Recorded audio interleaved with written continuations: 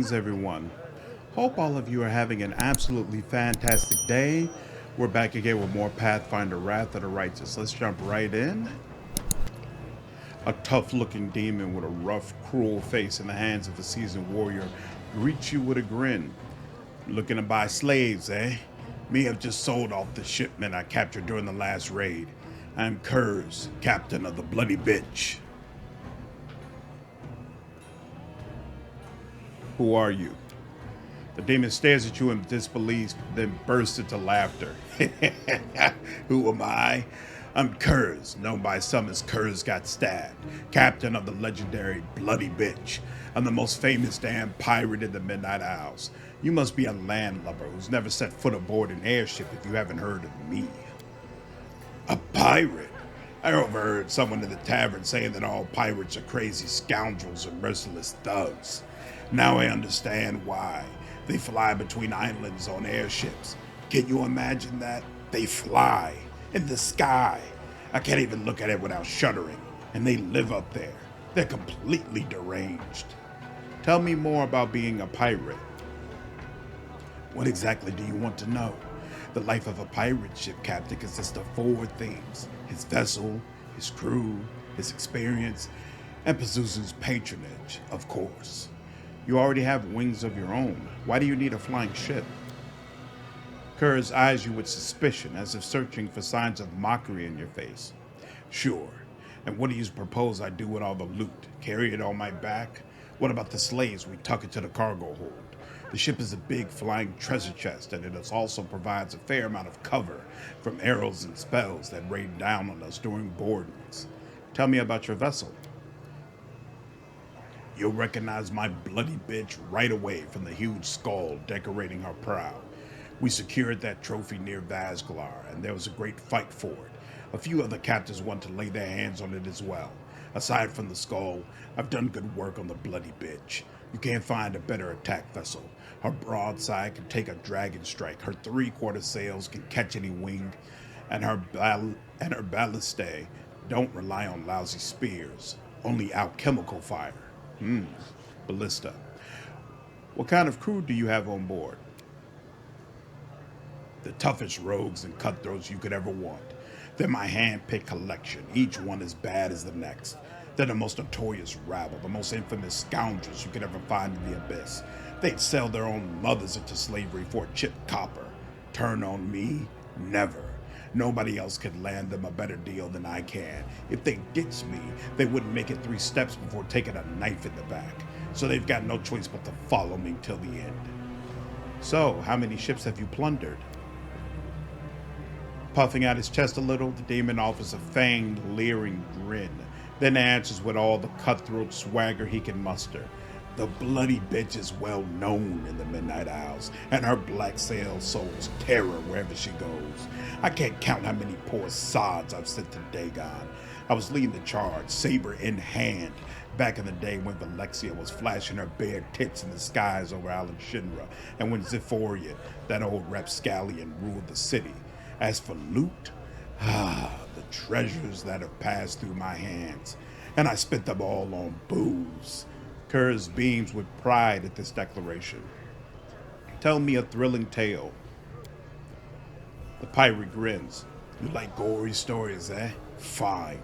Once, we were floating with Migord when our lookout spotted the wreckage of a ship caught in a hurricane. So we decided to search for cargo, but instead, we only found a sailor who was clutching at the wreckage. We fished him out, brought him to his senses, hung him up on the mast, and questioned him properly. Our ship's cook knows how to loosen tongues with his knife. Long story short, the poor sod spilled that he was a pirate himself. His ship had set sail from one of Valir's deserted islands, where they hid part of their spoils. We smelled a windfall, so we rushed to Areelu. But Areelu, that place isn't for the faint-hearted. Predatory vines, carnivorous flowers that breathe out clouds of poisonous pollen, and walking bushes that surround you, pounce on you, and sting you with thorns until you die. Oh, and did I mention toxic springs, or the flies that crawl into your ears while you sleep and lay their eggs inside your brains, driving you insane?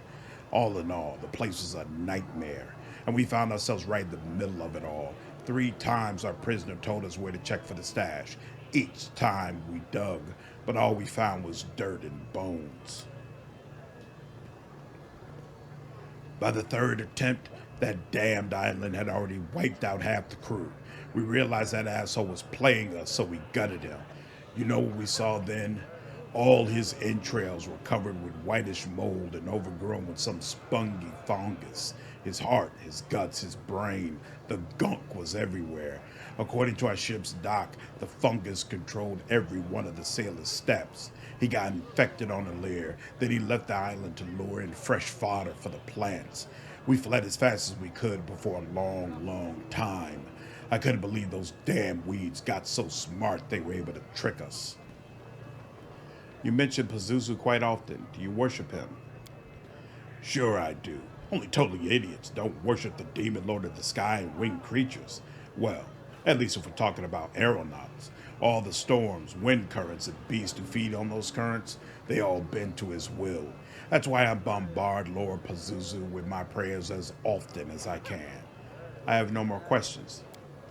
You asked too many already, stranger. I have to go. May Pazuzu fill your sails with wind, stranger, but no more than mine. Interestingly enough, the last time I started a fight in this area, he fought on my side. But I haven't found any other content that really involves him, so I don't know why that's the case. Forwards? No, backwards. Backwards! You have, darling, greatly. Nobody up here. Depending on what mythic path you're on, somebody will be up here.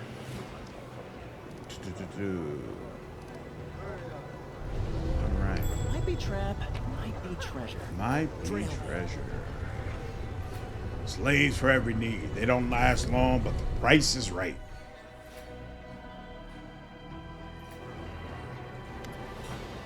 The Cambion, who gives you a swarmy bow, looks like he once tried to split in two, then changed his mind. His chest is twice as wide as it should be, and double pupils stare at you from each of his eyes. Every time this freakish creature opens his mouth, an impressive goiter swells on his neck. His voice has an unpleasant croaking quality, as if a giant toad had taken up residence in his throat. Would you like to buy some fresh flesh? You could call me Raggy. I am at your service. Who are you? What are you selling? Everybody calls me Raggy, and the name's just fine by me. I'm the top vendor here at the flesh markets, no matter what the others think.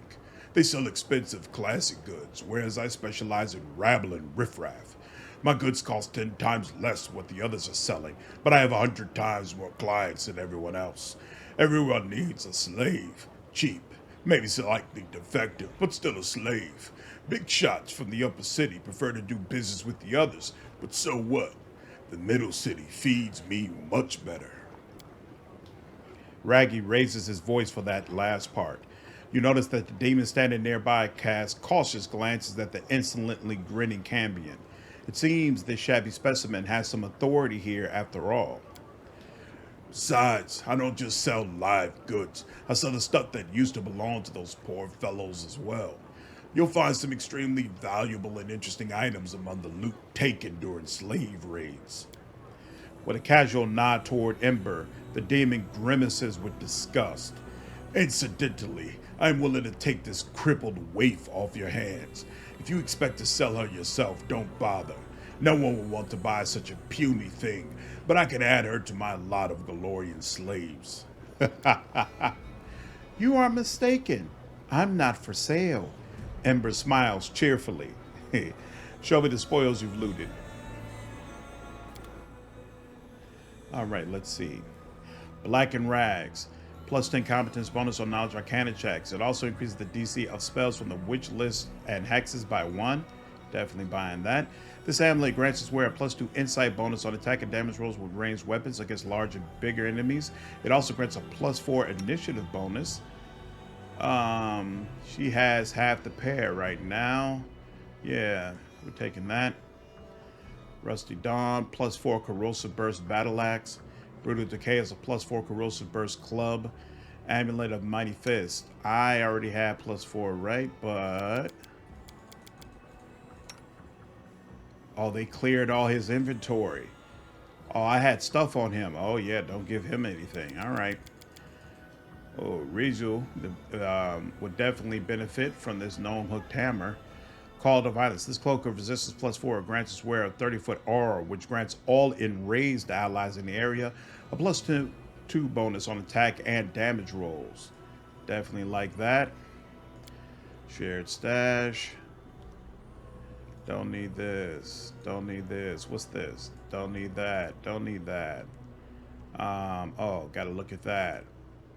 Move that. No, don't need that. Don't need that. Might need that. Don't need that. This amulet grants its wearer an immunity to necromancy school spells while in demonic rage. That's interesting. I don't remember talking about this. +3 leather armor. Increasing. Oh, we did talk about that. Okay, cool. All right. Give them 100,000. Sure, no problem. Save now. I'm looking for slaves for the gladiator fights in the arena.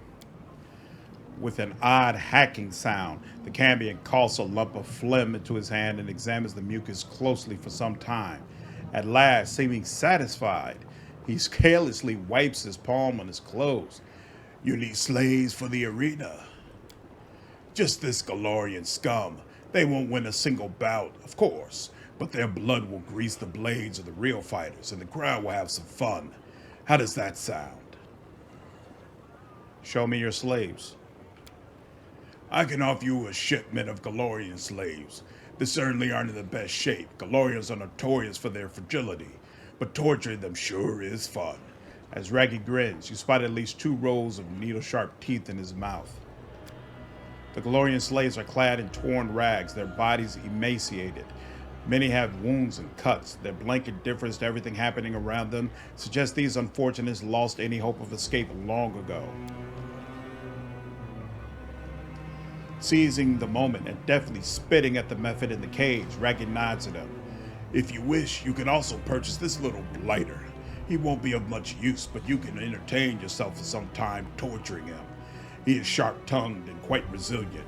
I guarantee you'll spend several interesting and pleasant evenings killing this little freak.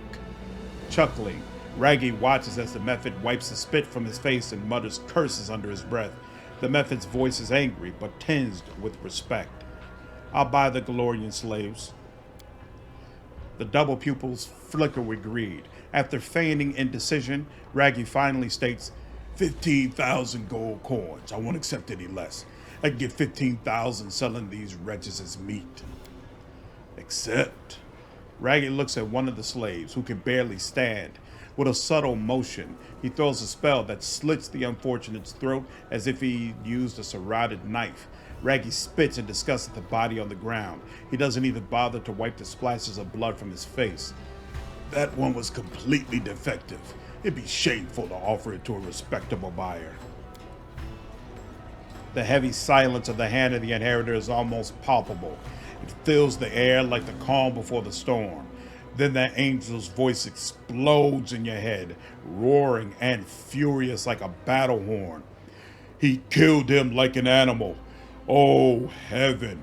I knew I was descending into the depths of evil, but there must be a limit. There must be a limit to it all. If not today, then someday I will descend into this den of sin to punish the murderers and save their victims. Pay 15,000 gold coins. Deal. The slaves look at you with hope. They are drained but not yet broken.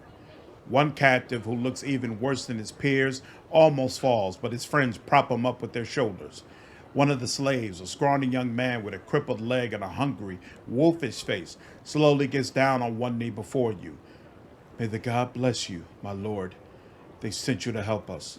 We'll pray for you as long as we live. Evil, go to the battle bliss. Raggy will make sure you don't try to escape. You see bitter contempt in the eyes of the Golarions. One of the slaves, a crippled young man with a wolfish face, spits at your feet. You traitor. You fraternize with demons. Just you wait. We're going to win in the end. Queen Galfrey will chop you all to pieces. Why do you condemn them to death? After all, you came from the same world they do. If your luck was less fortunate, you could be the one shackled in these slave chains. And well, Camellia is ready to talk. Sell me that method. I won't ask for much more for this nasty piece of crap. 10,000. And watch your fingers. This little prick bit off a few of mine while I was chasing him. The Cambion shows you his hand. It is hard to miss the fact that the number of fingers is still far higher than usual, despite the missing ones bitten off by the method. Pay 10,000 gold coins. Bring it over. With a gesture, Raggy opens the cage by magic. You notice his fingers have far more knuckles than is typical, which makes his hands look like large spotted spiders. Yeesh. The method climbs out of the cage, then gazes at you with its mean, round eyes. So you just bought me, eh? Meaning I'm your slave now? That's funny. Why don't you just go? You miss the colorful ending of the phrase because in trying to avoid your retribution, the method spreads its wings and soars upward, becoming nothing but a dark speck in the sky within moments.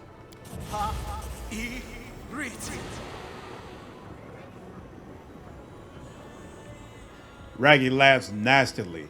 How awkward. You should have grabbed him as soon as he was out. Here, take this as a consolation prize. This is a ring of Nahindrian courage, an extremely valuable item. All the best gladiators wear these. With a wicked gleam in his eye, Raggy bares his sharp teeth in an insolent leer. Intimidate 40. You knew that would happen. Give me back my 10,000 or else. Hey, relax. It was just a joke. I was just testing you a little. Here, have your gold back. Everything fine now. Friends? The demon hastily hands back your gold. His tense grin tells you that the two of you are most certainly not friends. Let's stop there. Raggy bids you farewell with a sneaky smile. Please, come again. I have interesting samples of live flesh here from time to time, and my prices aren't too Nahindrian. Raggy spits out the last word with a special mixture of envy and contempt. Awesome. In case you're completely disgusted by all of this and want to clear out every last one of these slave traders, just as an FYI, only the Azada is capable of doing that. The Angel can clear out everybody except the one who's like a hologram, a silhouette. There's no way to get to him unless you're an Azada. But the Azada can literally clear out this whole damn area, and it is glorious. It is absolutely glorious. Oh, you got a negative level, son? Smile. Hold on. The world's not ending just yet. I forgot about that. Let's go ahead and deal with that.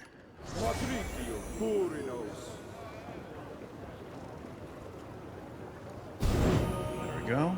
Anybody else dealing with negative levels? You good? You good? Oh, you got a negative level too. All right.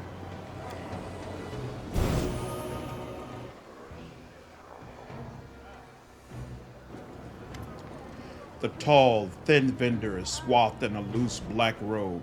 He is not a demon, but it is impossible to determine his race. His expressionless and hairless face is covered in tattoos and looks as if it was made of wax. His eyes are motionless. As you approach, the black figure almost doubles over as he sweeps into a low bow. The vendor moves with a supernatural delicacy and grace impossible for a human. He extends his arms, also covered in tattoos, toward you.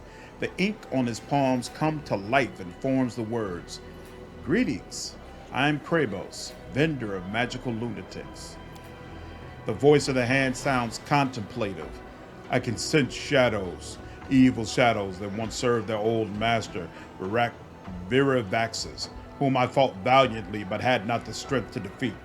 Beware this one, champion, for he is linked to powers both formidable and cunning. Something inside you awakens and casts a fiery glance at the slaver.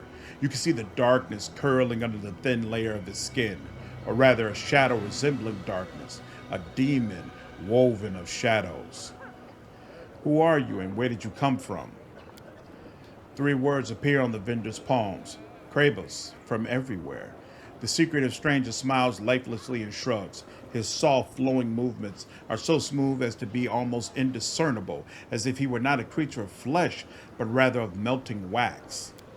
The slaver opens his mouth wide, and you see neither teeth nor tongue inside. The ink on his palm forms the words, "I can communicate." What kind of slaves can you offer? With a slight nod, Krebus points at a group of slaves standing nearby. All of them are completely motionless, their backs unnaturally straight. They seem to be drugged. Their eyes are entirely black, without a hint of pupil, and in the depths, tiny blue sparks flicker like stars in the night sky.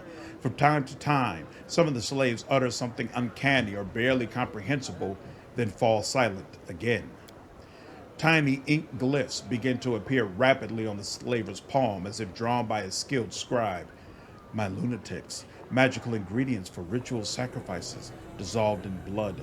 Fermentation finished, distillation finished, deposited into practical self-propelled storage units inside the slaves' bodies. High magic potential. The goods were examined and certified by esteemed Willardus, approved for trading. I can sense darkness inside them. Not mundane darkness, which is merely the absence of light, but an embodied darkness that begets evil and possesses awareness instead of being emptiness and nothing. What cursed substances did he pump into these unfortunates? Keep an eye on them, for the darkness inside them waits for the right moment to be born into this world. What have you done to these slaves and why? Snakes made of letters crawl over Krebus's hands. They are no longer slaves. They are vessels of magic. Their bodily fluids were drained and replaced by potions and decoctions imbued with energies. Their dried mummies were filled with the dampness of magic, and their dehydrated brains were filled with the mysteries of the universe, top quality, Nahindrian, as they say here in Alan Shinra. I'll buy your lunatics. The slaver gives you a false, emotionless smile. Intricate symbols appear on his forehead, twisting and merging until they finally form figures you know. 25000. Fine. Krebus's mouth falls wide open. Any human who tried to imitate his grimace would find their jaw badly dislocated. With delicate, neat movements, the vendor places the gold into his black, gaping maw, handful by handful, until he swallows all the money you've paid him. Then he makes a delicate gesture toward the slaves and gives an approving nod. A line of letters runs over his face. Don't delay using them. Magic is unpredictable. The lunatics don't seem to realize they have a new owner. They continue to daydream quietly, staring at something inside their minds, and sometimes whispering inexplicable things. Champion, heed the advice that I give you, though I do so with a heavy heart. Do not let these unfortunates into your camp, for darkness has branded them with its ominous mark. They pose a threat, and my heart tells me that any attempt to show them mercy will lead to great loss and bloodshed.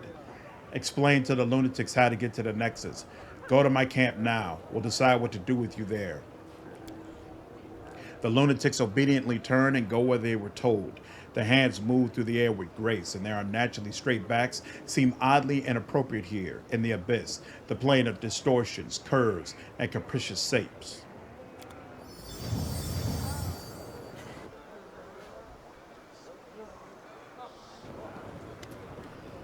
The strange vendor swathed in black extends his pale palm toward you, and an ink inscription appears there. Shall we trade? I'm looking for slaves for the gladiator fights in the arena. The vendor shakes his head. Words appear over his skin. Magic, art, craft, not slaughter. Show me your magic wares. The slaver gives you another low bow. One of his eyes suddenly rolls out of its eye socket. With a neat, gentle movement, Krebus touches the eyeball and returns it to its normal place, and then he points to his wares. Scrolls and I don't need. Storm bolts. Is it the same as chain lightning? Interesting. Oh, no, no, no. I know what that is. Heroic Invocation. Curse of Idiocy. Shakes.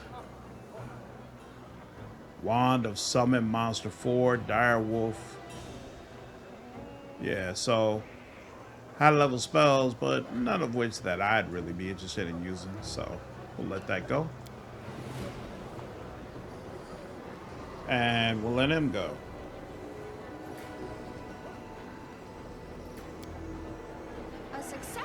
The islands floating in the air are not the byproduct of some crazy magic. It is the energies of chaos that endow them with their bizarre properties, and they're not even the most amazing thing that can be found in the abyss. I crave for adventure.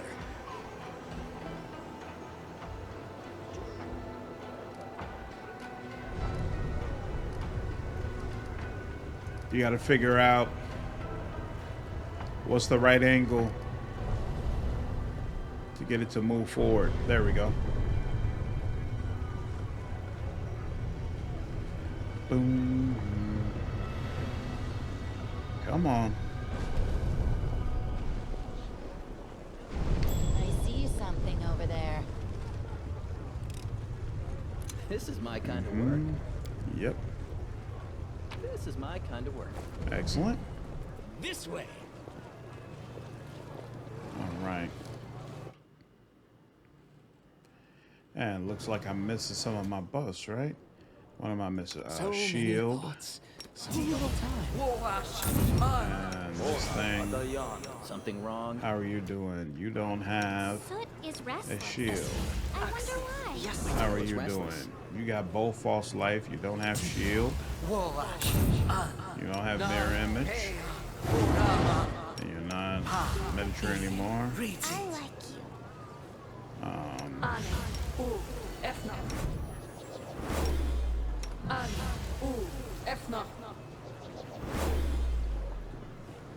Why has Darren lost like all of his buffs? Okay, he does have that. Let's see. You got frostbody. You do not have frostbody. You've lost a lot of your stuff too. Missed me already. There we go. There we go. There we go.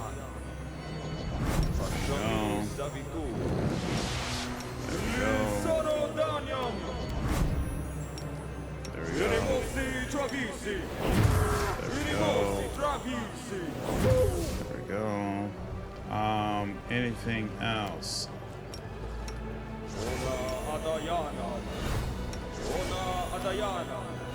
Okay. There might not be a fight here, but I'm just preparing just in case.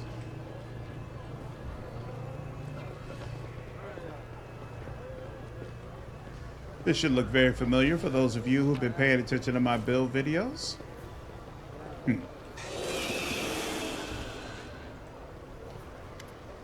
A fearsome-looking succubus steps forward, blocking your path. After carefully examining your face, she suddenly gives you an ingratiating smile and bows. Welcome to the harem of ardent dreams. Shamira, mistress of this place and right hand to our lady in shadow, has been awaiting your visit, my lord. She knows you have returned to Alan Shinra, and she had no doubt your path would lead you to her abode. I wish to enter. Please, go right ahead. Lady Shamira is waiting for you in the hall. This is so awesome. Yeah, if you play as any other Mythic Path, you have to fight your way into there. But we'll do that in just a second. I believe this is... My tail is twitching. Must be a sign.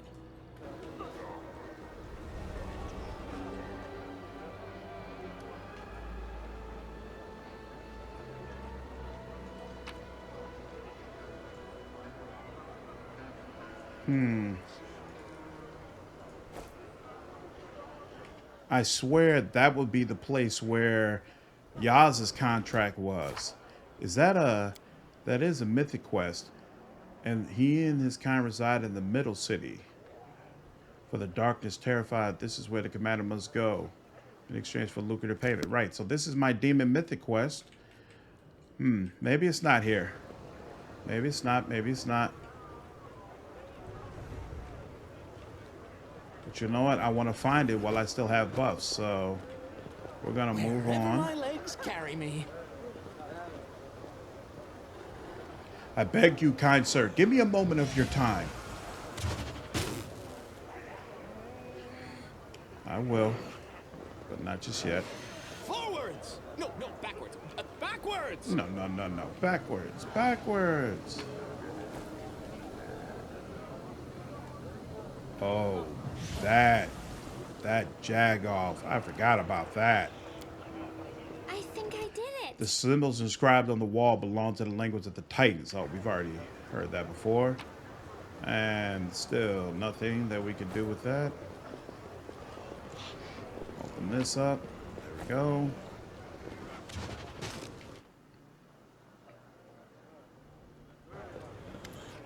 A thin Aasimar, good breeding apparent in every line of his aristocratic face, addresses you. Greetings and welcome to this dismal place. My name is Latverk, and I ask for your help. I beg you, show mercy, not toward me, but toward these young and innocent maidens. They are my wards, and they were unfortunate enough to be abducted by demons. Serenre herself bestowed a revelation upon me, which prompted me to settle here and aid my brethren doomed to a dark and cruel fate. But my strength is all but gone, I swear it. I need assistance now, more than ever. Aasimar women dripped out of the house, standing like silent shadows behind Latverk.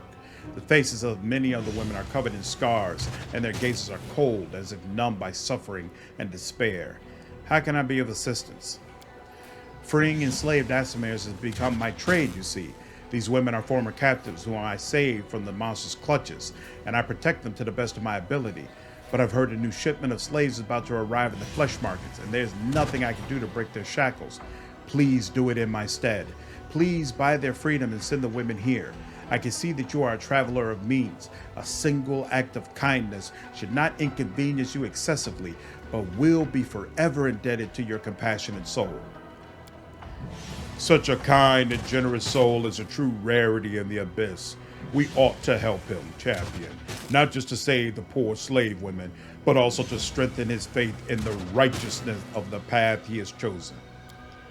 And even in the abyss, we found an Aasimar living a virtuous life. There's no escaping you lot, is there? Darius says with a sneer. How did these Aasimar women end up in the abyss? The abyss hungers for new slaves, so it sends countless raiding parties to other planes to stave off its cravings. These poor young women were captured on Golarion. I've never seen anything viler than those ruthless thrall hunters prowling in search of defenseless victims, sniffing out the weak to enslave, clamping collars around their necks. Where can I find these captives? As far as I know, the thrall hunters were hired by a slave trader named Dyunk, a hideous demon, utterly lacking in morals. I'm sure you'll find him in the flesh markets, gleefully counting the coins from selling his cattle. Why don't you buy their freedom yourself? The man sighs and throws up his hands. Alas, I simply cannot afford such an expense. My meager income is spent on buying the freedom of these poor souls. When demons see an Aasimar customer, they raise the price and conspire to keep me from purchasing anyone. In their eyes, the glee of thwarting me is worth the lost profits. It would be much easier for you. Tieflings are a common sight in the abyss. Demons are incapable of familial feeling, but many keep entire generations of their mortal-born descendants in their service. That's why no one would be surprised by your desire to buy these Aasimar slaves. Everyone would assume you intended them to be an offering to a powerful demon who you wish to serve. Why did they bring these Aasimar women to the abyss? It pains me to say this, but I can think of only two options, and both are equally terrible. Perhaps they will be sold to the 10,000 Delights, a filthy whorehouse where corrupt souls indulge in the most immoral and vulgar of pleasures. The other option is even worse. I've heard Shamira, the mistress of Alan Shinra, is a former celestial from the upper planes who once served the Everlight. This partly explains Shamira's irrational hatred of Aasimars. They say she buys my kinfolk and takes them to her harem of ardent dreams, where she tortures them without mercy. Then she dines on their flesh. A monster. I see. I'm placing my trust in you. The lives of these unfortunate young women are in your hands. I could use a little help myself. The Aasimar throws up his hands in confusion. I fear there's little I can do to help, but please accept this gift. You have a martial look about you, and I have no doubt you'll make good use of it. The man hands you a flask with a healing potion. Then he hides his hands behind his back to show he does not expect payment for his generosity and refuse it if offered. He just gave us a potion of cure serious wounds, as you can see. May I spend the night in your home? I am very sorry. I would gladly shelter you, but there is no room in my house. My wards and I barely have room as it is. We live in abject poverty. Moreover, the women need to feel safe so they can heal. They need to be surrounded by familiar faces and protected from even the slightest hint of danger. Letting armed strangers stay in our home would bring back traumatic memories, and it would be cruel under the circumstances. Please accept my sincere apologies. I have a few questions. I do not doubt this. You could hardly have expected to meet a member of my race in the Abyss. Besides, the very nature of my calling, which is dictated by both altruism and compassion, must seem strange and unnatural in this place. I am used to questions and will gladly provide whatever answers I can. How do you survive in this place? The Asimir gives a stoic sigh. It isn't easy. My ancestry alone enrages demons and makes them want to try to do me harm. There have been numerous attempts on my life, and they have often tried to destroy the house where I shelter my wards. Nocticula's strict ban on harming visitors from other planes may protect me from the claws and blades of my malevolent neighbors, but it is powerless to keep them from spitting at my feet, scrawling profanities on the walls of my house, or endlessly plotting against me. What are you doing here?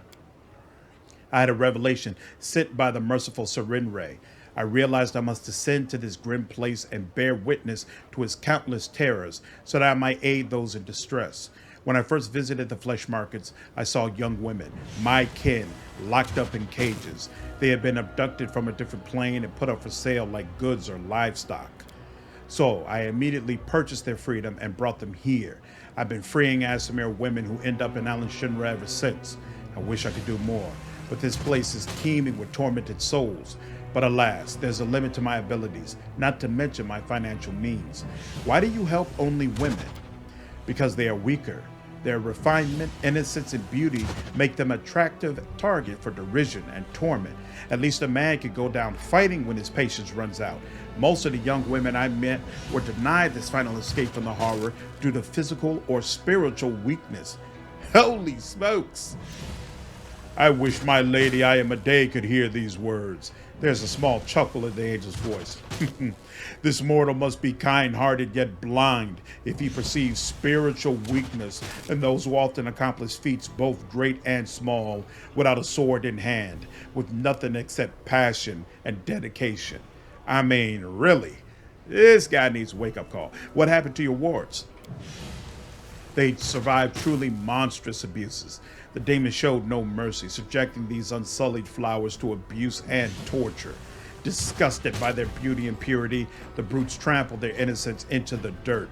I tend to their physical wounds, but their hearts bleed still.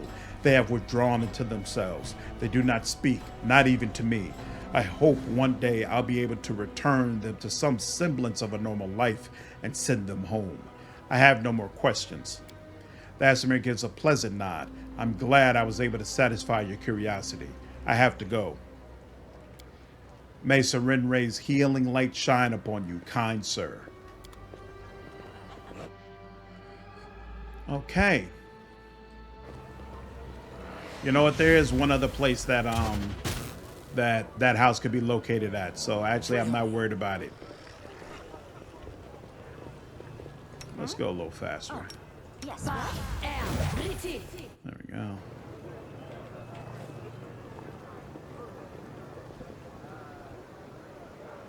Come on. Whoa, whoa, whoa, whoa, whoa. Okay, that was super weird. But I'll take it. Ah, man, I want to go right over here. Maybe I don't. Where is Dyunk? Oh, here we go. What? Where is he?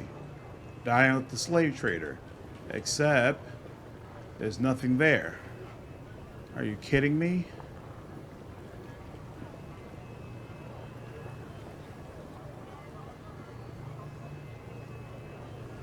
Yeah, Dyunk the slave trader and Kavaro are supposed to be there, but they're not. hope that's not a permanent problem. What do I want to do about this? Well, here's the question. Here's the question. Why don't I have the chip for this? Wherever my legs carry me. All right, fine.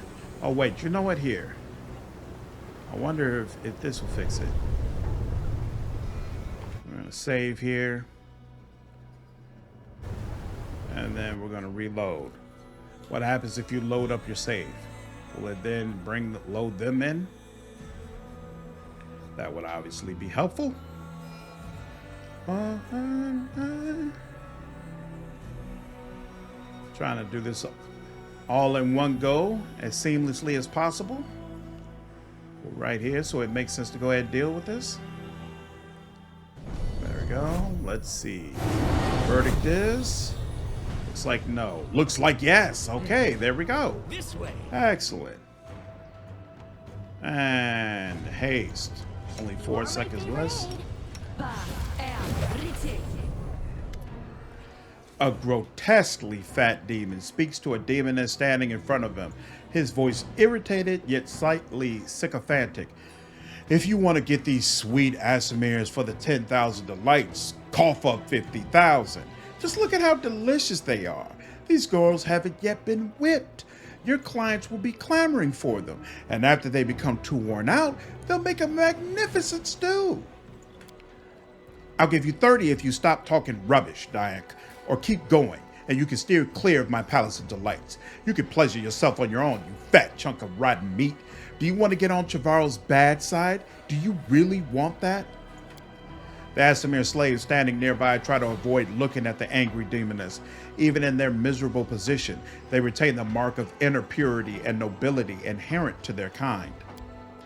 Puffing himself up, the fat demon answers abruptly and angrily, 50,000 for these delightful, innocent creatures your shabby and worn-out demonesses can't hope to compete with. That is my final offer. Stay away from the 10,000 delights. You can have your own little morsels pleasure you from now on, you greedy, horny piece of shit.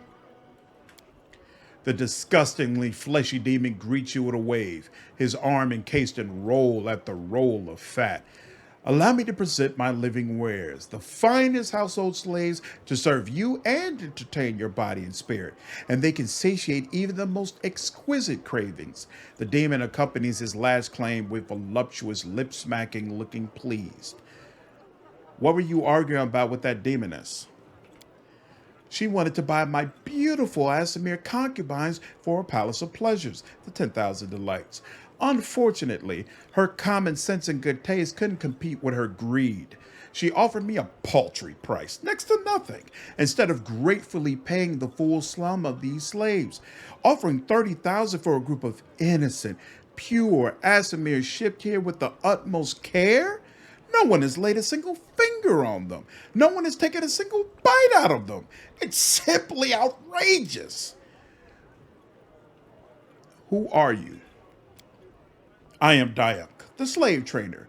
When I was younger and much slimmer, I was a dashing raider. I spent my days abducting concubines from other planes for the harems of the most powerful lords of the abyss.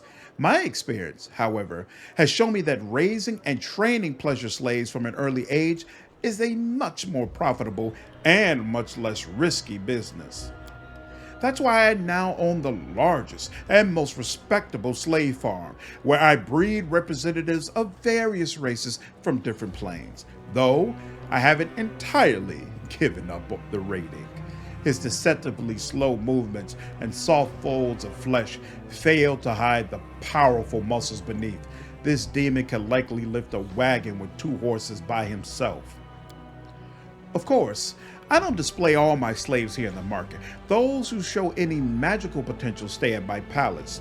I train them thoroughly and turn them into true crafters of magic, and the items they create would impress even the most sophisticated spellcasters. Would you like to see for yourself? Show me what you have for sale. Just feast your eyes on them.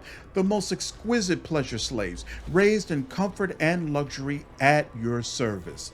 They are well trained, neat, docile, and stand ready to become ideal servants for your manor.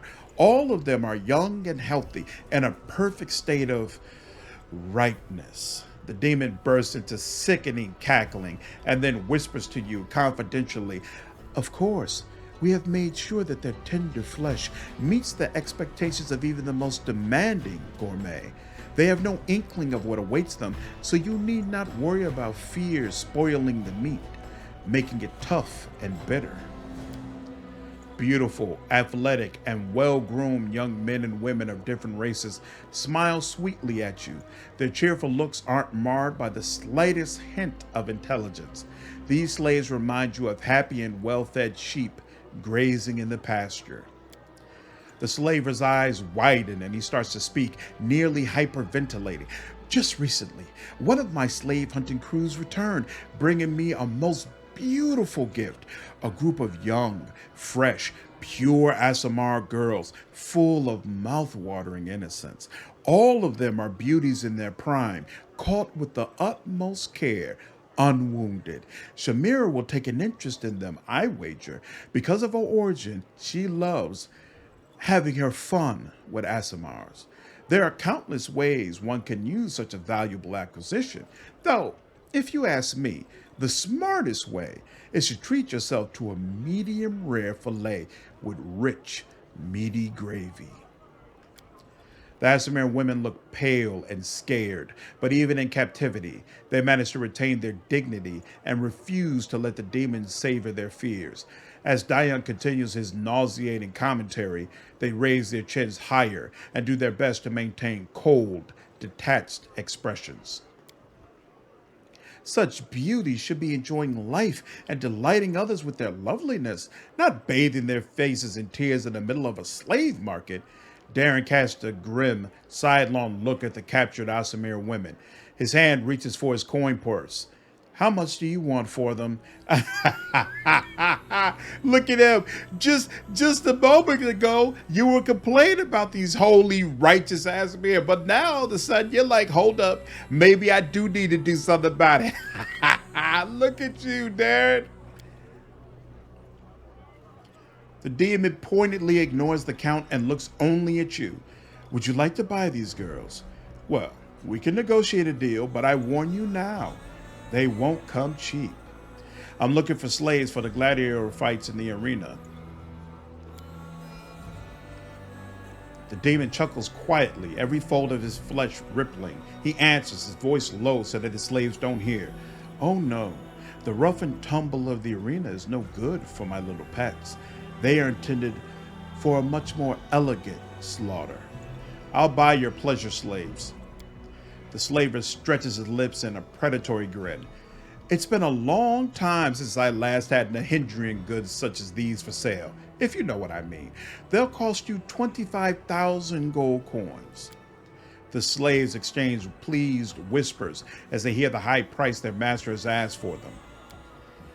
"These poor mortals do not even realize they are no better than cattle. When the time comes for them to be led to the slaughter, their minds will not grasp that their kind master has reared them for torment and death. Anyone who makes a deal with a demon looks exactly like them in the end. A naive fool, mocked by all, because they do not know the knife awaits. Why do you call them Nahindrian?" Smacking his lips, the demon answers in a saccharine voice. "When we say Nahindrian, we mean of the finest quality. That's all. Everyone in this city keeps talking about some Nahindrian crystals that grant immense power, but no one can say what they really are. The only thing we know is that they exist, and their owners suddenly become unbelievably powerful. But as long as no one knows what they really are, you can call anything Nahindrian. You see? Pay 25,000 gold coins. We have a deal." "Excellent. I strongly recommend keeping the slaves on a diet of local ocean mollusk. This will help them stay athletic and fit. It also gives their meat a pleasantly spicy and musky taste." The demon adds the last phrase in a whisper, shooting you a nasty grin. These poor souls, raised by demon like cattle for the slaughter, you have broken their golden chains. At first, they will hate the harsh world you have delivered them into, but only because they are so naive. I, however, celebrate your compassion. Oh, is it compassion? Does it have to be compassion? It wasn't supposed to be compassion. I'm taking some pleasure slaves with me because I'm going to want some pleasure after I get through with this crusade. Let's see. I already said no to that. No, we're not going to do that. Show me the magical wares made by your slaves. Okay, that doesn't work. No problem. I'll buy the Aasimar slaves. Oh, I see you are a connoisseur. I'd like to warn you that these little birds will cost you a pretty penny. Their price scared off the Madame of the 10,000 Delights, but for Shamira, to whom I intended to sell these fresh Aasimar beauties, 50,000 in spare change. I am willing to sell them to you for the same price. If we do not intervene, these women will be doomed by the celestial blood that flows in their veins. There is nothing more tantalizing for a demon than befouling, abusing, and destroying any being with ties to the upper planes. We have no right to stand by and leave these unfortunates to a terrible fate of torture and death. Pay 50,000 gold coins. Deal. The fat demon glows with happiness. You won't regret it. In the Abyss, goods like these are a rarity. I wish you the most exquisite enjoyment of your purchase. If you wish, I can give you an excellent recipe for braised shanks. Just send one of your household slaves along to pick it up. The demon winks at you, then looks at the Aasimars with palpable longing. The slaves stare at you with a mixture of hope and fear in their eyes, their faces drained of color as they wait for you to seal their fate. With a predatory gleam, Windwalk's eyes rove over the beautiful Aasimars.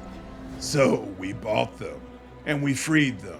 I wonder what reward we would get for rescuing them. The freed slaves cower under the huntress's possessive gaze.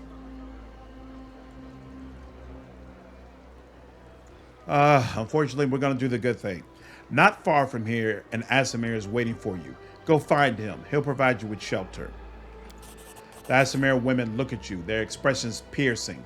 You see a mixture of gratitude and awe in their eyes. Thank you, stranger. We did not expect any help in this terrible place. We will not forget it.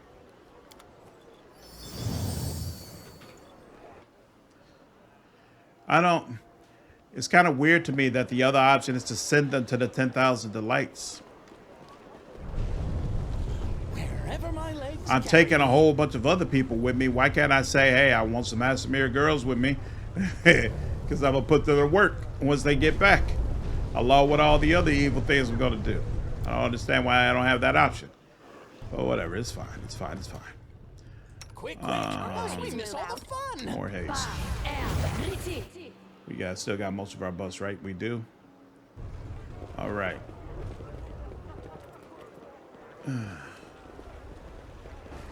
Come on. Scram, you freaks. I don't care about your squabbling. Alan Shinra is not the place for you to tear one another to shreds. Why is this thing not moving? Come on, man. Thank you. As far as I can tell, they stay out there arguing back and forth like the whole time you're in the Abyss. All right.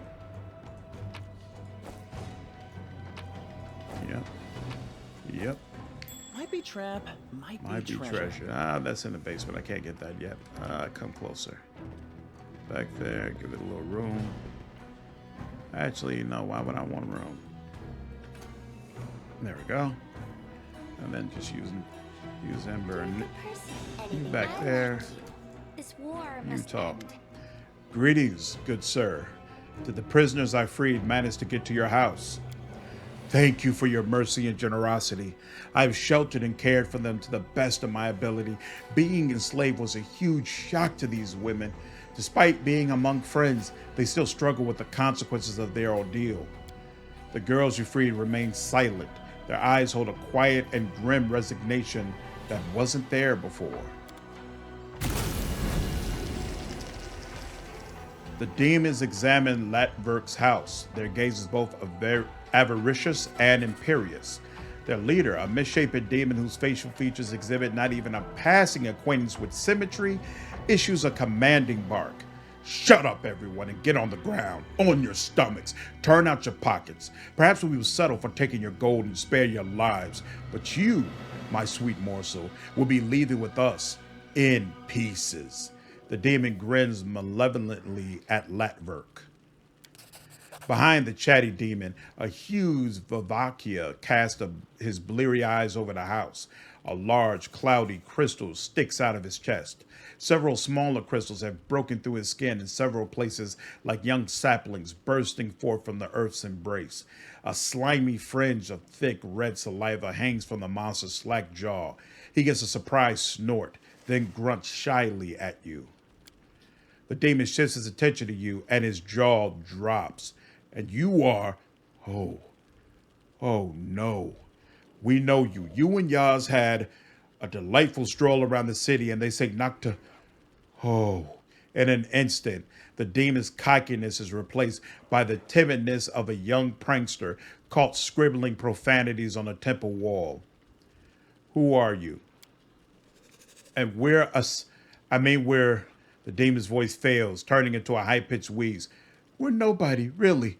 Why did you come here? The demon's shifty eyes focus on Latverk. We got paid for this for your Asimir friend here. He made a certain someone so angry they put a bounty on his pretty little head. They did. Point to the Vavakia standing behind the demons. Who's that brute tagging along with you? This? Oh, this here's our gouger. We found him in the sewers below Alan Shinra, barely breathing. We were going to cut his throat, but he's so addled, he's tame enough. And mighty strong. Someone must have scrambled his brains real hard. Now everybody knows not to screw with us, or we wake Gouger up and then they're done for. The demon glances at the Vavakia with mingled pride and wariness. You're not assassins, you're just common rabble. The demon gives a shallow nod. Yeah, rabble, that's us. But we really want to be real assassins. We respect Master Yo's, we respect him deeply, and we respect you too. And since you're such good friends with Master Yo's, could you put in a good word for us? You could say there's a gang that really wants to join his guild, and then we'll tell you everything. It was Red Mask who sent us after your friend. She put a bounty on his head. Who sent you? We don't know her name. Everybody calls her Red Mask because that's what she's always wears. We have no idea who or what she is beneath the mask. She sits in the bad luck all day, guzzling booze like there's no tomorrow. Who is this Red Mask? Damned if I know. Some kind of a woman, definitely not a demon. She's one of yours, an outsider, but she's got an edge to her, and her mask is scary as anything. I will talk to Yaz about you. The demon's grin is so wide, his face looks like it's about to split in two. You will? That's just great. We'll owe you for that, and we never forget our debts, I swear. Get lost. I'm not going to bother killing you. Sorry for troubling you, sir. Won't happen again. The demon scurries away from you, casting frightened glances over his shoulder. Latverk folds his hand in a gesture of prayer, wailing in utter despair. I beg you, please protect me. Unless she has stopped, Red Mask will get to me, and even worse to my wards. I do not fear death, but these girls must not be hurt again. I cannot put it into Red Mask's depravity, but you can. I appeal to your mercy. Find her and stop her once and for all. Who is this Red Mask? I haven't the slightest idea. No doubt some villain displeased by my attempts to save my kin from slavery. Perhaps a dark soul that revels in crime and the suffering it brings. I've never met this creature before. I'll deal with her. The Asimir allows himself a weak smile. You have a generous and courageous heart. I will be praying for your success. Okay. More to do. Oh, bring the whole crew. Trail. All right. Nope. Not that way. This way, this way, this way. This way, this way. Wait. Oh, no, that's the portal. What's in Okay. wait for me there, I wonder?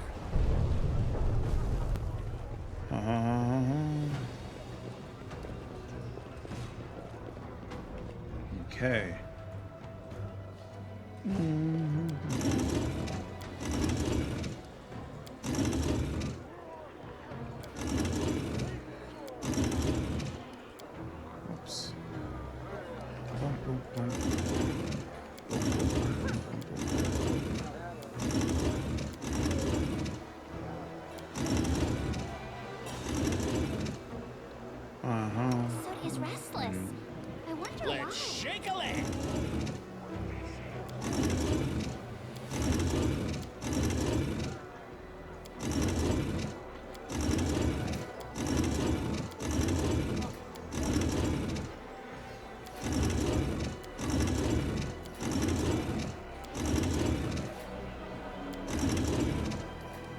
Boom, boom, My boom, tail is boom. restless. Only you deserve my obedience. Shall we move? Hmm. We shall move.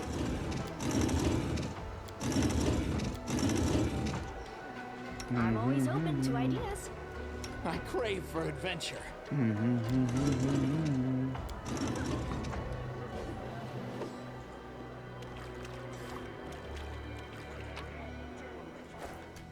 Welcome respite. Whenever the wearer of this +5 band in armor is attacked in melee while being prone, stunned, or staggered, the attacker must pass a reflex saving throw or suffer from the same condition for 2 rounds. In addition, this armor grants its wearer immunity to fire and acid. Good stuff. Good protection. Oh crap, that's right, I forgot there's something upstairs, right? Where upstairs? Where is that freaking thing? I completely forgot about that jerk off. This way.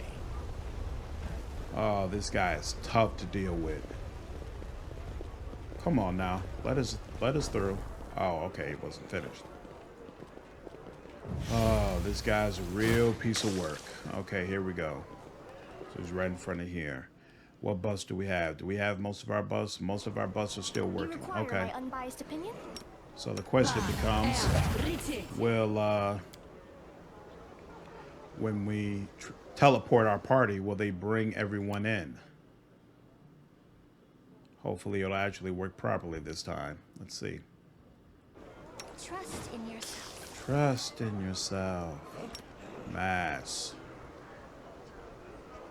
What's that? Looks like it worked.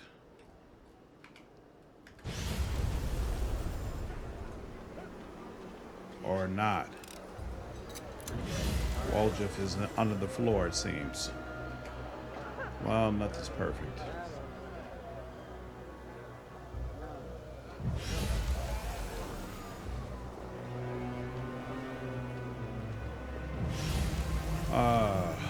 God dog it.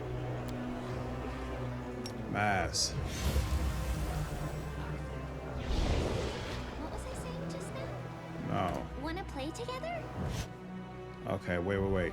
So it worked fine when I transported up there. Maybe I just need to transport up there again. And I probably shouldn't have transported on the steps, because the steps seems like it's where people fall through. But I don't want to go all the way back to that save. So we cleared this. We'll just back up. Cool. First, let's get Woljif all the way healed up. And then we still have haste, right? We got 53 seconds. All right, now do another one of these. Mass. All right, that works. Now, another quick save. Ooh, this fight is brutal. Is restless. Turn on this. I wonder why. You back here. You require my You unbiased back opinion? here. Rules are made You to back be broken. here. Shall we You move? up We front. shall move. You up front. Up front. You Don't mind me. also right up front. Oh wait, no. Actually, Smile. The world's not I don't ending remember just what yet. this dude does a crazy element of some type, but I don't remember what it is. Let's say it's fire.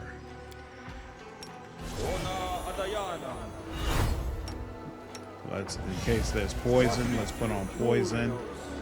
Let's put on that. Let's put out that. Let's put out this. We gotta do all the stops for this guy, because he is just no joke. Okay. All right, now, and we will also. Oh yeah, you definitely need greater invisibility on. And now we'll put on haste for everybody.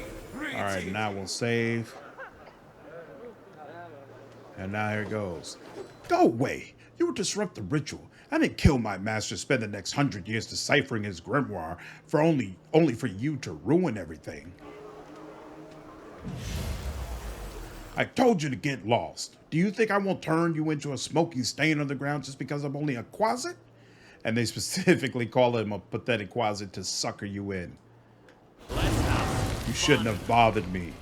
I was the familiar to the 3 strongest battle mages in the Abyss, and I killed them all after I mastered their secrets. All right. 1, 2, 3. Whatever. It's fine. Yep, there we go. There we go. So 61 sneak attack. All right, everybody.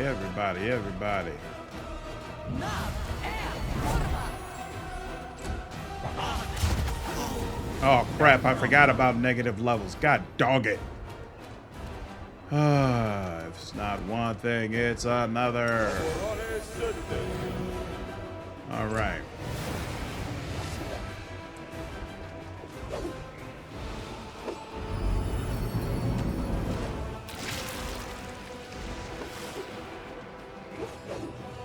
Y'all just doing, I'm gonna just do a whole lot of missing, huh? All right. I'm angry about this. And I mean, I'm really, really angry about this. All right. Yeah. All right, he's done for now. Yep, and then here we go.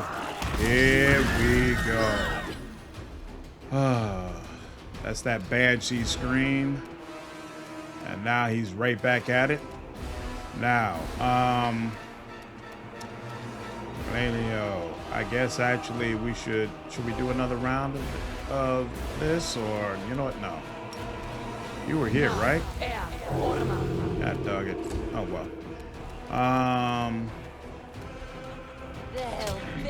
Yeah, let's clear out some of the riffraff. Why don't I see Ember anywhere? Did I attack with Ember yet? Oh, okay, she's over here. I was like, I swear, I feel like she hasn't gotten a chance yet. But see, they just keep coming. All right. Yep, here we go. Why not both? All right.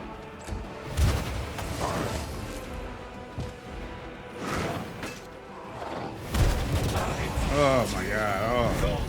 I mean, there's just so much stuff happening. You can barely keep up with it, even in turn-based mode. And now somebody is going insane. I don't even know who that is. But I'm just going to keep attacking. May I see your entrails, please? Oh. That's not good. Okay, I assume is that Darren who's went insane? No. Oh no, it's not Darren. I think that because Worldwound needs some help. All right. Who's the dog? The dog is Windwall. Crap. They turned her into a freaking dog.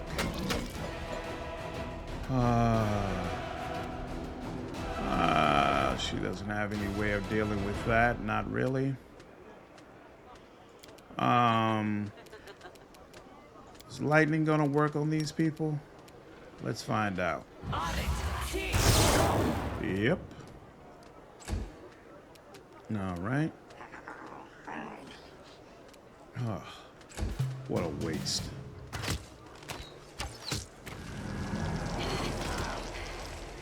Oh, she's all getting all kind of jacked up. Okay, Nanio.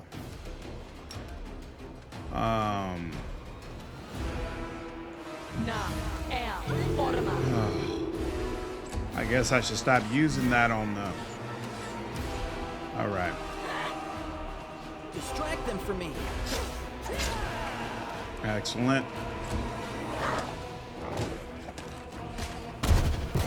Oh. Whew. All right. He really wants to get her out of the way, but may not be able to. What about you? What are you? Oh, we could try to bring Windwall back alive. You know what? I do want that. I want Windwall up. No? Why not? There we go.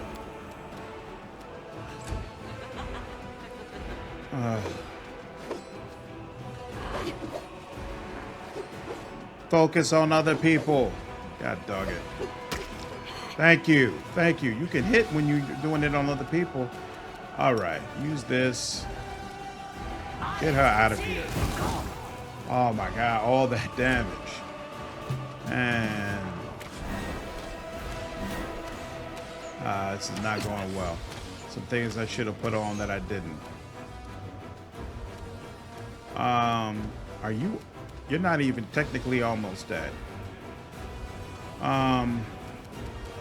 You know what? I feel like here.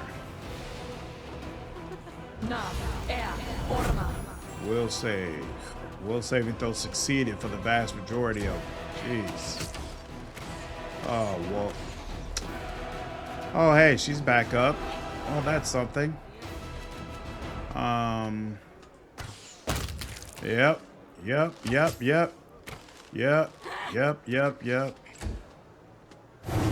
Oh. Freaking Woljif. All right. This, the skeletal thingy, he's kind of down right now, but I can't move. I can't go anywhere. So we're going to focus on defense. Oh, wow. You're insane right now, huh? That's comforting. Let's put on some magic armor. There we go. Help a little bit. Now, what do I want to do? I don't have mass heal yet, right? What is this? Cure serious wounds mass? That seems pretty appropriate right now. Could be worse. Why did it seem like that didn't do anything for Windua? Well, whatever. Excellent. Yes, please. Go over to them. Go over to them and deal with them. Thank you. All right, this girl, she gotta go. She's just absolutely gotta go. Yep, I know. There we go. And here's the true version. Yeah. If you thought it was bad before. I don't even know. What is he? Like, beyond a dragon. Like, it doesn't even say. It doesn't even change his name or anything. All right. Nanio. This has not been your best showing. I'm going to have to just being honest with you. I feel like this failed last time, right? And that's why the other things keep failing. Overcomes. Ooh, Nanio overcome his spell resistance. That's impressive. Tactical retreat. Oh, Woljif. All right, can you end this? Oh, thank you. That's a huge help. That's a huge help. Oh my God. Oh my God. Oh. Well, at least he's it's permanent, right? I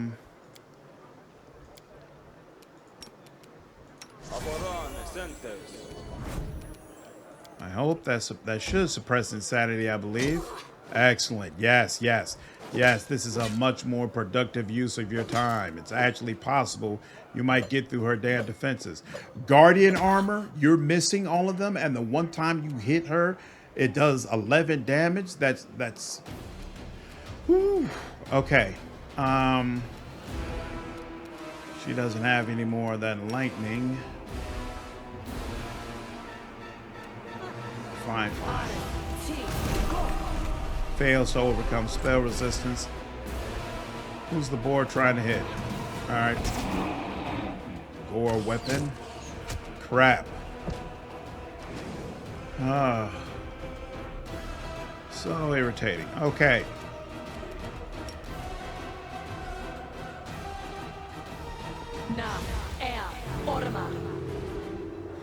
Like, how serious are the... It's... Wait.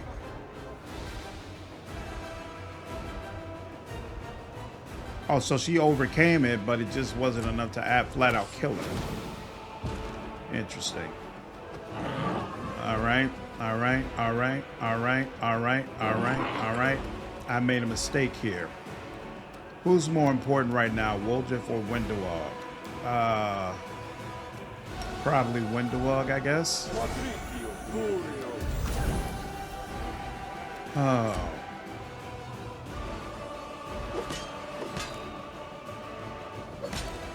Come on, y'all. Are you serious? Y'all are literally just cannon fodder. Okay. Here's a mistake I made. We should have just went on ahead and been put this on. There we go. Saving throw succeeded, but it's still going to last for a round. I'll take it. Oh my God.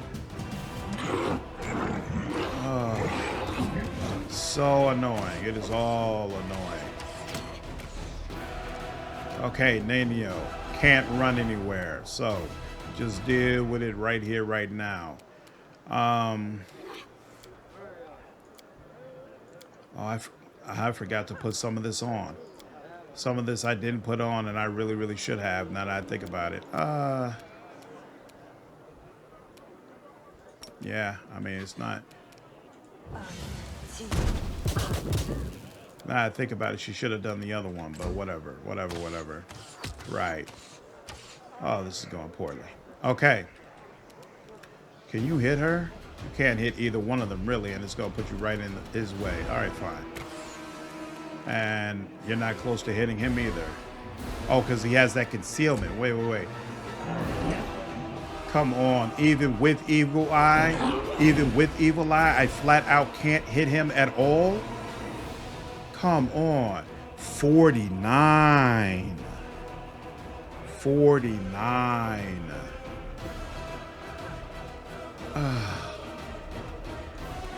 Okay.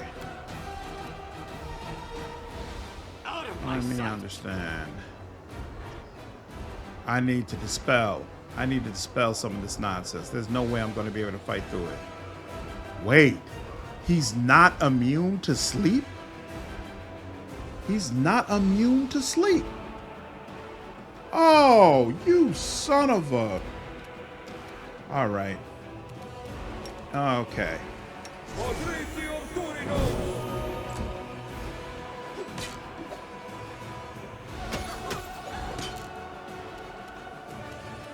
You ain't said nothing but a word. Oh, of course his save it though succeeded. You bastard. Oh wow, there was like no chance that was gonna work. Oh man. This is so bad.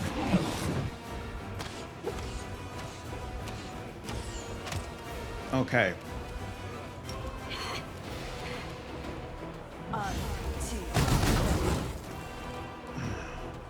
That seemed like a good idea at the time. She's already there anyway, so it's like, what's the point of avoiding it?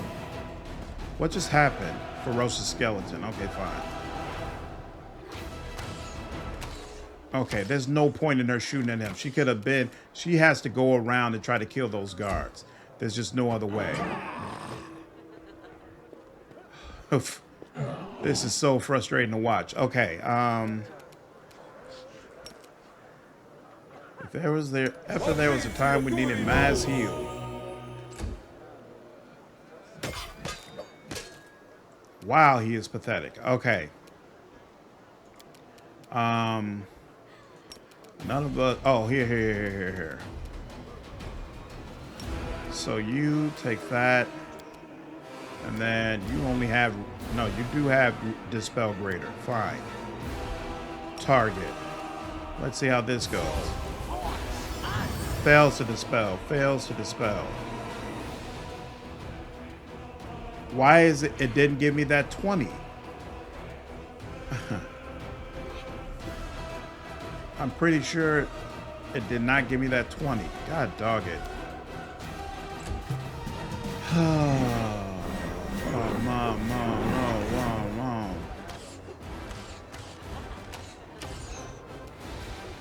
Nanio.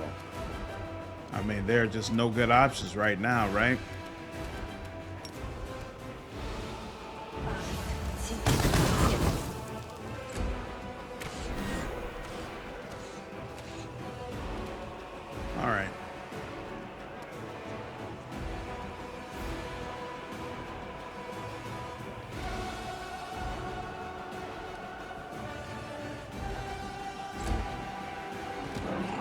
Huh, 37 sneak attack, 38. A little better. Heal. Right now, I say Windwalk is more important than Nanio.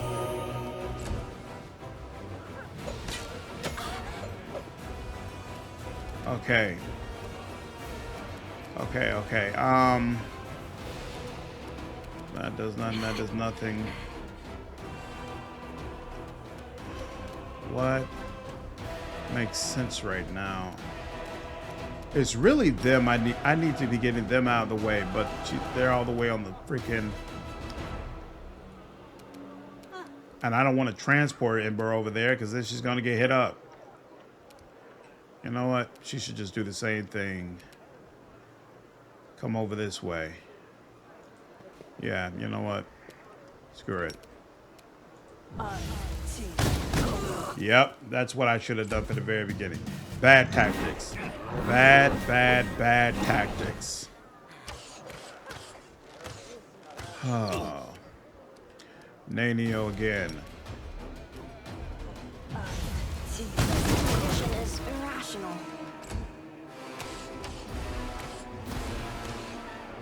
Okay, Windwall.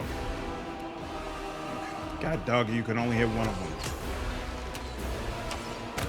There we go.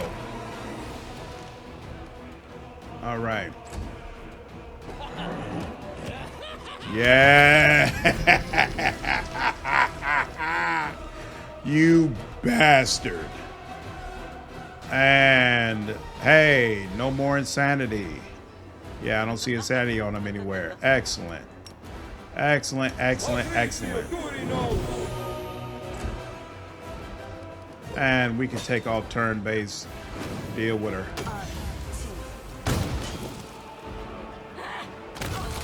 Thank you. Woo! Well earned. Well earned. All right. I don't remember if he gives us any. Oh, crap. He is still insane. But it doesn't say it anywhere. Where does it say that he's insane? Unbreakable Heart is still on. He doesn't have insanity listed anywhere, so what's the problem? Darren is not insane either. Why is he So many God thoughts, dog it. so little time. Character. He does not have insanity listed. Come on, man. Assist me. Why? Why am I... Oh, my God. Okay. Well, that's annoying.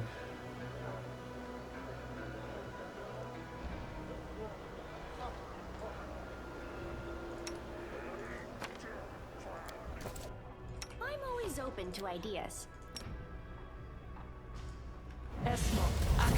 Yes. Okay.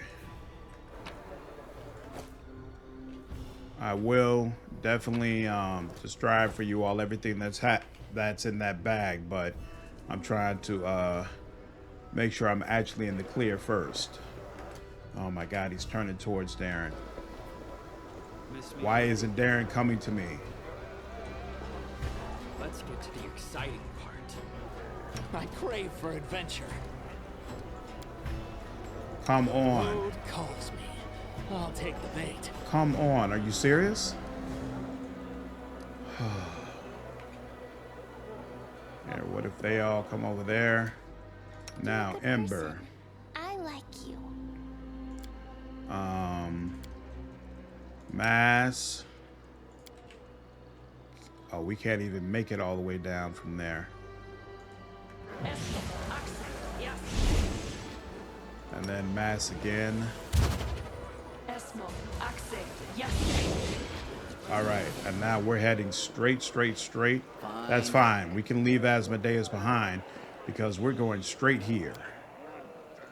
There we go. You don't need to have the whole party there together with you in order to be able to do that. And since it's just me, they gotta automatically clear insanity. Like, what am I gonna do if I'm insane by myself?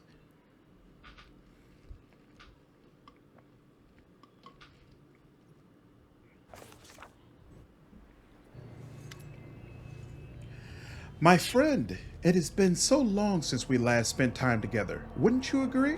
We haven't even gone for a stroll. I have missed your company. Camelia's eyes have an unnatural sheen to them, and her shallow breasts emerge from her throat in a feverish staccato. Hey, one thing I forgot to note. There's something I missed in Act 3. So you remember, of course, Camellia wants to sacrifice all these people, right? And we went over to Winter Sun to sacrifice the druid. I should have went back, talked to her again, and asked her, hey, is there anybody else you wanted to sacrifice? When Ramian comes to Dresden, she wants to sacrifice him. Or if Holron is the one who survived, she'll want to sacrifice him instead. But you've got to actually talk to her to find that out. You don't get a quest or anything like that for it. So I don't know how much that matters, of course, in the grand scheme of things for, like, you know, her end game. I don't know if it affects what quest you get, but just want to make sure that was pointed out. All right. Are you all right? Wait. All right. Hint taken. Where do you want to go together? I'm pleased you understand me. No one understands me better than you. Camellia bares her teeth in a predatory smile. I would like to suggest a little adventure. Take me to the brothel. Great idea. I was going to ask you to go with me. Really? Well then, don't hold back next time.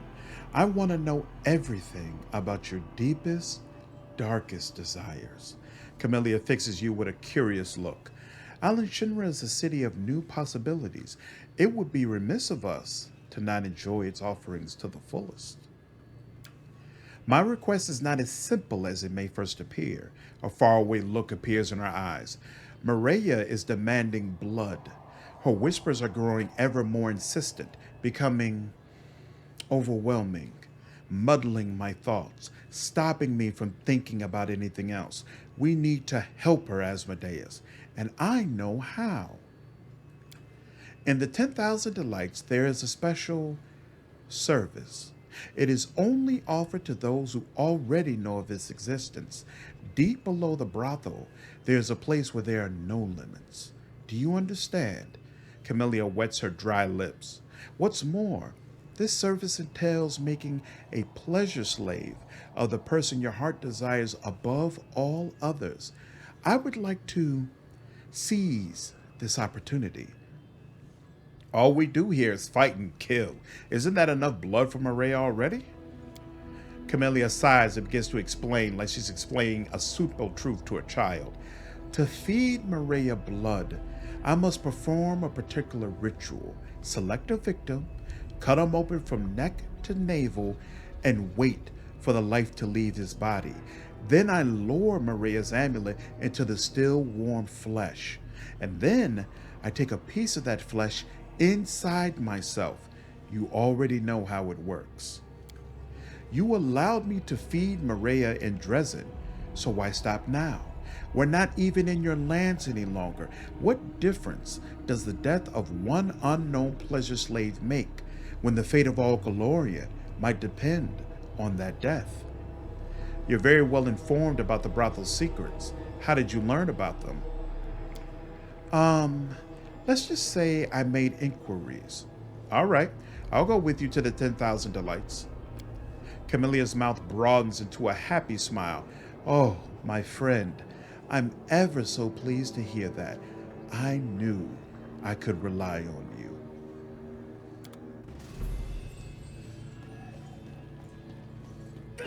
God dog it, are you kidding me? How is that possible?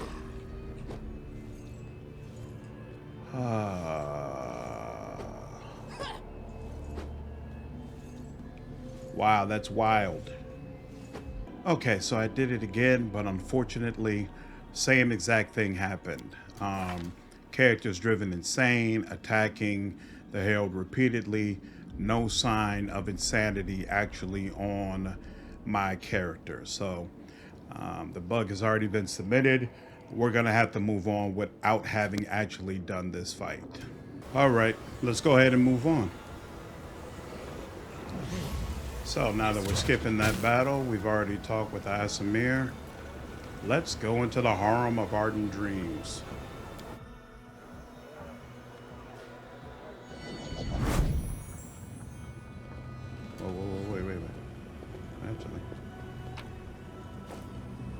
notes on a rip paper. Wherever my legs carry me.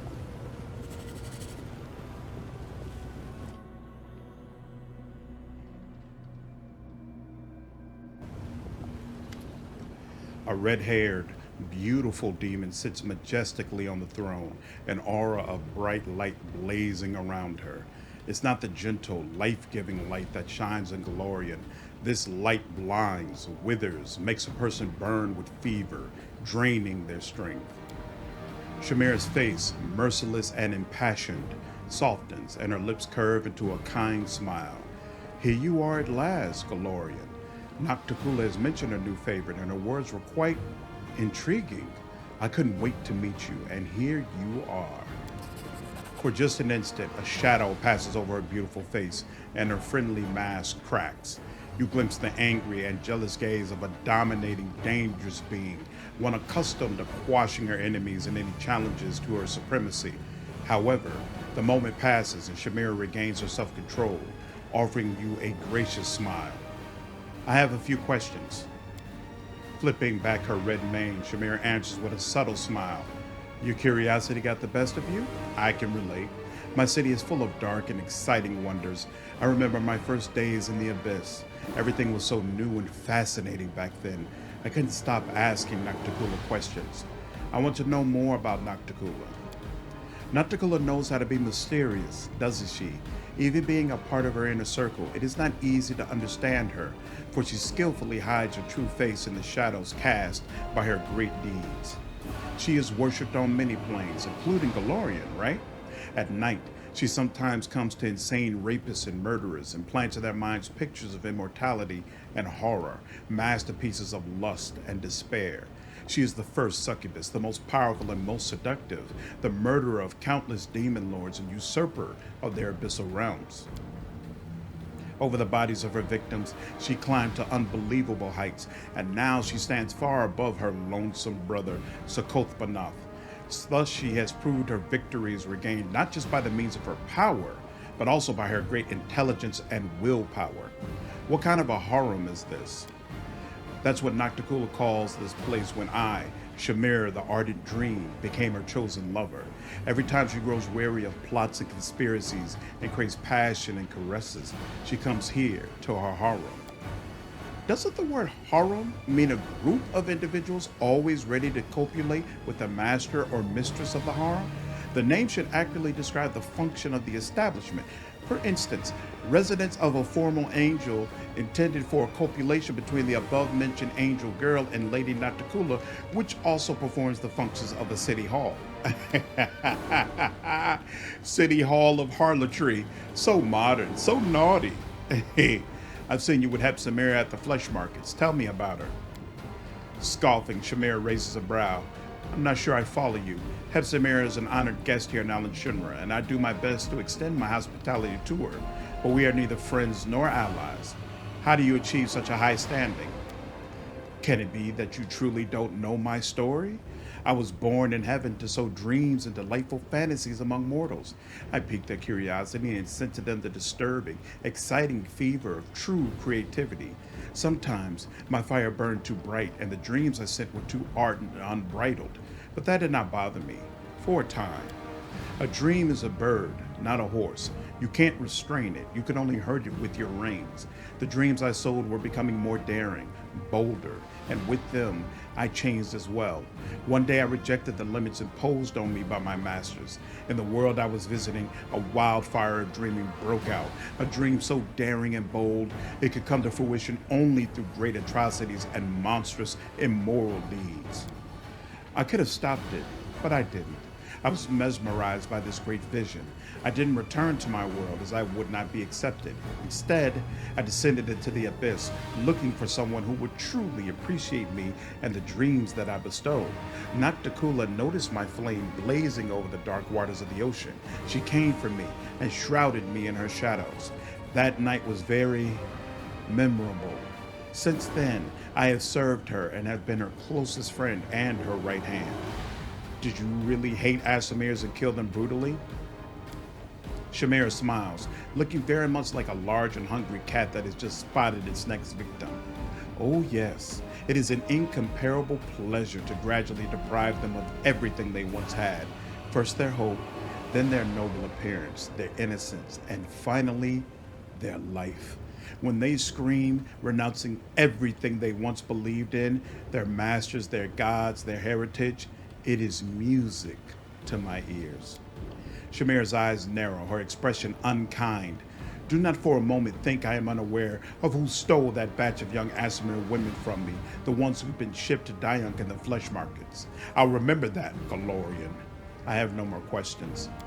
Shamira answers with a regal nod. I must speak with Nocticula. Can you send word to her? Shrugging, Shamira answers in a bored voice. Our Lady in Shadow does whatever she wishes and meet with whoever she sees fit.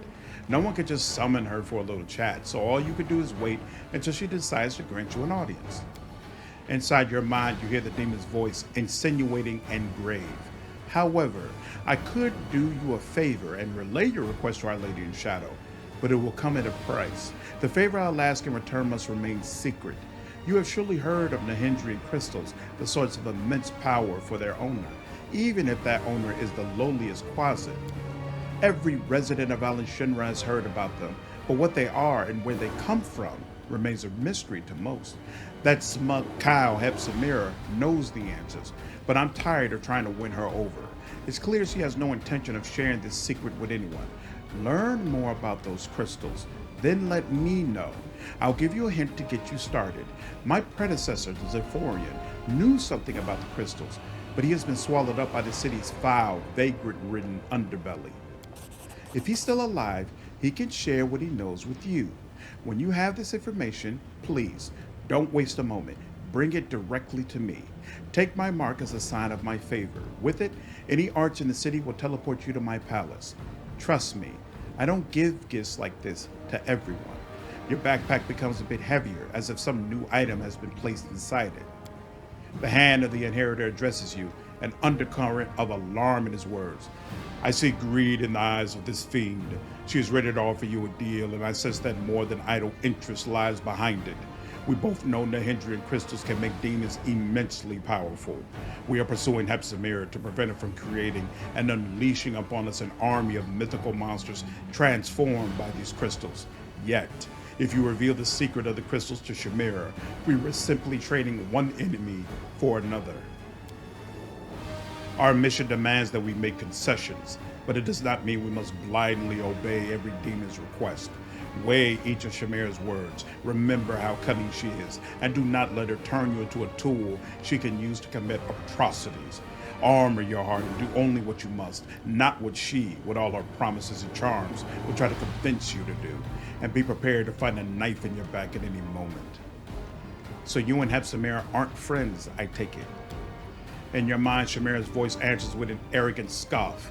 Be friends with that miserable cow? Of course not. I'm courting her to learn her secrets, but it's a constant struggle not to put her in her place. Baphomet's minions are far too bold here in Shamira. Tell me about these crystals you're so interested in. Shamira's eyes flicker with suspicion. Have you really never heard of Nahindrian crystals? They are purple crystals. Possessing them grants immense power. Unfortunately, only high-ranking servants of Baphomet know where to find them or how to use them. They use the crystals to gain tremendous power, and now they strut around Shamira like they own the place. Why should I look for Ziforian? When I first heard about the crystals, it reminded me of the last days of Ziforian's rule. He was Nocticula's right hand before me. He was plotting a coup, and I was spying on him to turn him to Nocticula and take his position. I remember that he was trying to get his hands on a purple crystal of some kind, and that he eventually succeeded. I didn't pay much attention at the time, but the current situation makes me think perhaps it was a Nahindrian crystal he was after. If so, Ziforian might know something about them. Where should I look for Ziforian? Rock bottom. Nocticula's punishment shattered his name and reputation. If he is still alive, he must be somewhere amongst those filthy and faceless vagrants begging for alms on the streets of the lower city. Why did you choose me for this mission? The attention granted you by Our Lady of Shadow proves you are something more than just another mortal from Golarion. Yet you are a stranger here in Shamira, and you have not had time to establish connections with other influential demons. That means that, on the one hand, you are capable of learning the information that interests me, and, on the other hand, You have no one else to go to if you wish to sell it more profitably. Nocticula isn't interested in such trifles, and you have no other patrons, do you? Everything is clear to me. Excellent. As soon as you fulfill my request, I'll pass word to Our Lady in Shadow that you request an audience. I'm not going to show her that purple knife. Shamira sees you off with a regal nod. Farewell. I won't take up any more of your time.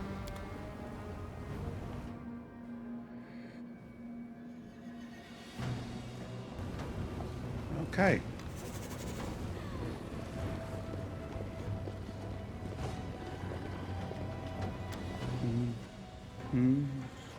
Now we go back and get Camellia. Because where we're going, we can go do her quest as well. So that gate that's right by the flesh markets, the big ball that we were talking to, he is the one who gives you the token you can use to open it. But I'm not sure how that gets done. Or in fact, should I need to touch it in order to open it up? Is that the problem? Maybe. We already went through this conversation. Great idea. How did you learn them? Haven't we done enough? Perception.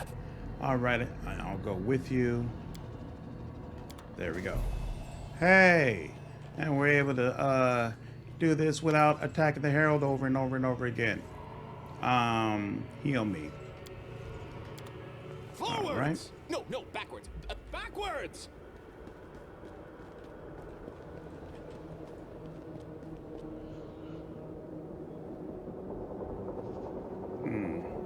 Actually, no, it's fine. Here. So we'll leave Nanio, we'll take Camellia, and we will go to the tavern.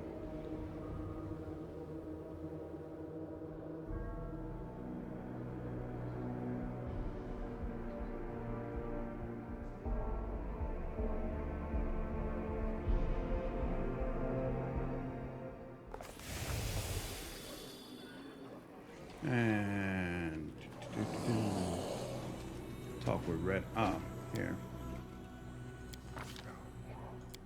14.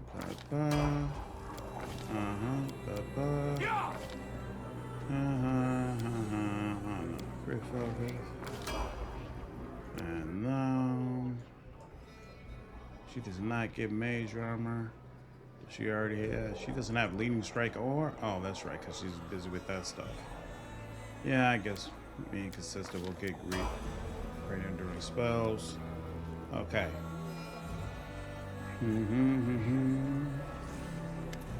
The woman in the red mask grimly examines a cloudy glass and its equally cloudy contents. She doesn't seem to notice you, but when the silence drags on, she grinds out, "Get lost. I'm not looking for drinking companions. Who are you?" Sneering, the masked woman hisses through clenched teeth. "It's none of your business. I am Red Mask, and that should be enough for you. Why did you send assassins after Latverk?" The woman smiles bitterly and removes her mask, revealing the unmistakable features of an Aasimar. But what was once surely a beautiful face has been disfigured by terrible scars. Someone must have flayed her, carving away entire portions of her skin. That wretch deserves the worst death imaginable. When the demons abducted and enslaved me, Latverk bought me and my fellow captives. I thought myself saved, but I was wrong. The worst was yet to come. The things he did to us, I cannot describe them. He destroyed our bodies and our souls. His sick mind is full of filthy, perverse desires, and he acted them out on us. It was a miracle I managed to escape. I could have left the abyss, but it feels as if Latverk has sown the seeds of his madness in my soul. I refuse to spread his sickness to other places, happier places. Let his evil perish here, in the abyss, utterly and without a trace. The hand's voice trembles with barely concealed anger. She does not lie. Her heart aches with a desire for retribution. Latverk is a liar and a traitor, and he must answer for his misdeeds. Champion, we must go back and see that he faces justice for his crimes. Ember's eyes fill with tears. It's terrible. What did he do to you? The woman flashes a cynical grin. Am I not pretty enough for you? Are you afraid? Yes, I'll never be called a beauty again. No, It's not about beauty or anything else he stole from you. I'm scared of what he's given you. He shared his pain with you, and it took root and grew. There's a thorny tangle of suffering in your heart, and you are impaled on its spikes. A murderous lunatic hiding behind a facade of generous and selfless virtue. How trite.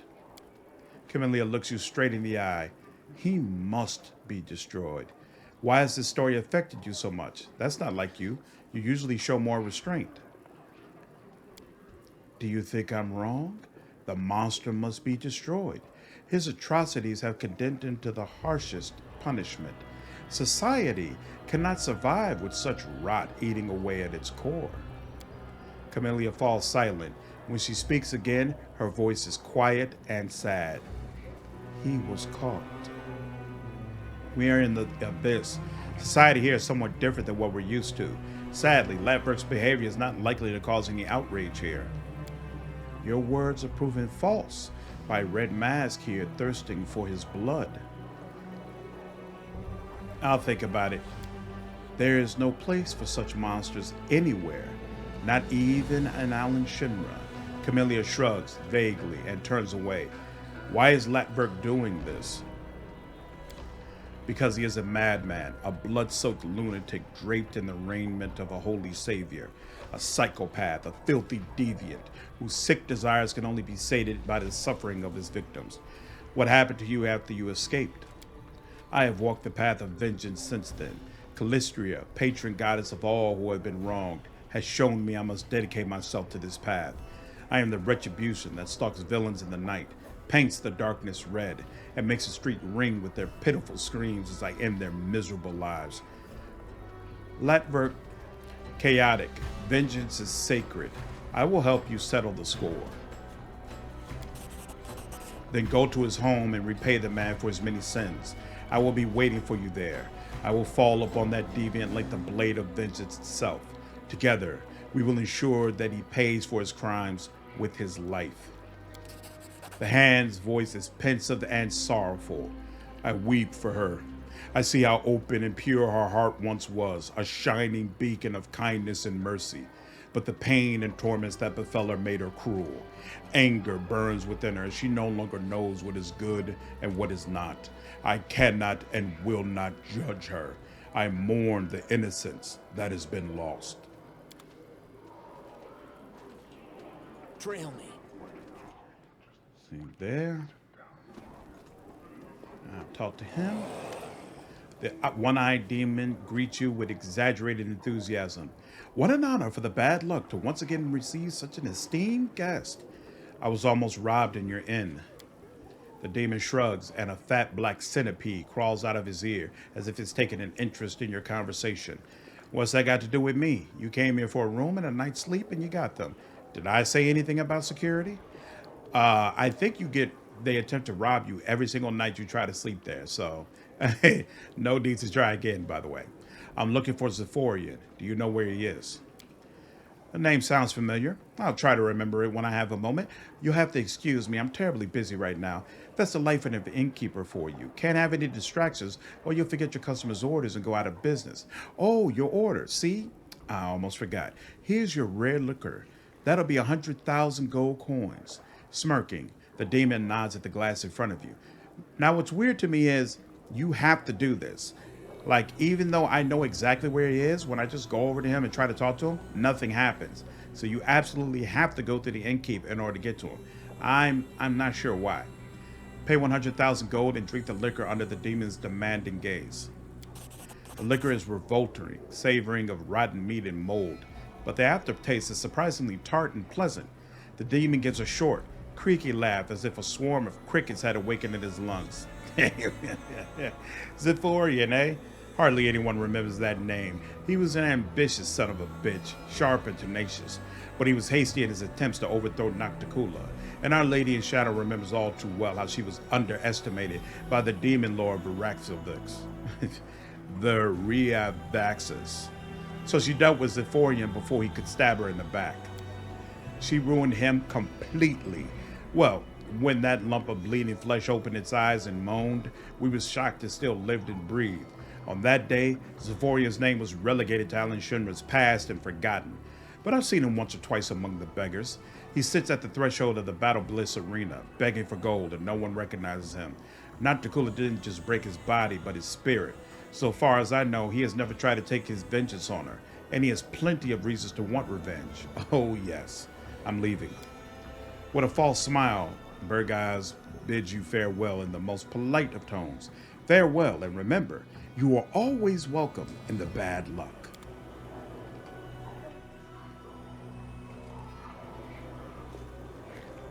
Okay. We must stop this war. There's My tongue is only restless. us. The gods have abandoned. Wait for me there. What was I saying just now? One of Okay. No. That is third. Excellent. Okay, go here, and over here. The vagrant is repulsive, even by the standards of the abyss. His lumpy, scarred face makes you think he was put through a meat grinder, then shaped back into a semblance of his former body and left to live out his life. His tall and once impressive figure has been shattered. His arms are covered in the protruding lumps of unset bones that were left to heal improperly. The beggar is clad in many layers of dirty, smelly rags onto which hundreds of keys are sewn, from tiny toy box keys to a giant cast iron key that bows the demon's neck almost to the ground. So, you're looking for Ziforian. He's long dead, but that doesn't seem to be stopping you. Well, so what do you want with a dead man? Just look at him. Darren speaks quietly, almost whispering. He was once the ruler of this city, Nocticula's favorite. I can make an educated guess about what kind of favorite he was. The incubus, embodiment of temptation, most cherished plaything of the mistress of the Midnight Archipelago, and now reduced to this wretched ruin. How unenviable is the fate of those who court the passions of the powerful. You're not talking about us, are you? No, Darren answers, looking into your eyes. His glance eloquently shows how insincere he's being. I'm just thinking out loud. That's awesome. Ziforian plotted against Nocticula. Is this your way of saying you're going to betray me? This is not a glimpse into our future. You have nothing to worry about. I have no idea why you're so sure about that, but I like your confidence. I always have. Darren gives you a small, crooked smile. Ziforian, the master of lies and trickery. I remember fighting him. What do you know about Nahindrian crystals? There's a tale told in Alan Shinra, a tale about crystals that grant immense power. But what exactly are they, and from where do they draw this power? No one seems to know. I've seen something like it only once before. I found the first crystal on the side of Vasgalar, and it seemed useless to me. It contained a great deal of power, but it was no use whatsoever. I meant to give it to my patron, as he would have found a way to use it, but I never had the chance. Some feeble mortal mage managed to steal the crystal from me. He locked himself in a tower, examined the crystal, studied it, and managed to find some use for it. But he was under Nocticula's protection, so I never tried to hunt him down. The demon grins unpleasantly. I bet you're thinking I'm just going to tell you the name you seek and then you can rush off to have a chat with that mage. Not a chance. The mage wasn't a demon. He was a mortal who served Nocticula's arcane needs back in the day. Kicked the bucket long ago. All that's left of him is the tower in the upper city, locked and protected by magic. Many have tried to get inside in the hopes of stealing something of value, but their remains rotted long ago. No use talking about them now. But you're curious now. You'd like to have a poke around in that tower, wouldn't you? Perhaps you could find something of use in there, yes? Ziforian digs one of the keys out of his rags and hands it carefully to you. When I ruled Alan Shinra, I made sure I had a key for every hideout and tucked away nook in the city. You never know when they might come in handy. This one unlocks the tower, but be careful. It's filled with traps. Licking his terrible, sore-covered lips, the incubus meets your eyes, his expression beseeching. You're giving me the key, just like that? Giving his suddenly dry lips another lick, the incubus throws you a pitiful look. Yeah, I could have refused to help you, or not warned you about the traps so you get killed in the tower, but I played fair with you, so now you play fair with me. Could you put in a good word for me the next time you speak with Nocticula? I made a mistake when I betrayed her and got involved with her brother. But I've learned my lesson. The one she replaced me with is plotting and conspiring as much as I ever did. Perhaps Nocticula will take me back into her good graces. I can repay her with my loyalty. True loyalty. The last word takes a lot of effort, as if the incubus were forcing it out of his throat. With a desperate glance at you, the demon starts to babble incoherently. Please put in a good word for me. I did help you. Honestly, put in a good word, would you? The Isle of Vazglar, where is that? Yes, Vazglar, a wild place, an island in Ishiar, deserted. No one really cared about it. I had a secluded lair there where I kept all sorts of nasty tricks for Nocticula. Anyone who found my den could have made a tiny profit, but not so long ago, the island sank unexpectedly. No point trying to look for it anymore. Why are these crystals called Nahindrian? Who knows? It's a whim of fashion. The thing is, they're not actually Nahindrian at all. Nahindri was a demon lord, the master of treasures, dungeons, and shiny trinkets. If he'd had crystals such as these, I really doubt Nocticula would have been able to kill him all those centuries ago. Back then, they were just called purple crystals. You are lying to me. You are trying to lure me into a trap. The incubus flinches. Me? Lying? I might have lied to someone else, but you are my chance to get out of this cesspit. I even told you about the traps. I beg you. Talk to Nocticula and convince her to take me back into her entourage. I'll pay. I'll work for you. I'll owe you. Share your knowledge with me. Throwing a strange look at you, the incubus nods with surprising deference. Ask whatever you want. This city once belonged to me, along with all its secrets. What did you do to fall so low? I was overly hasty. I had power back then, and it grew with every passing day.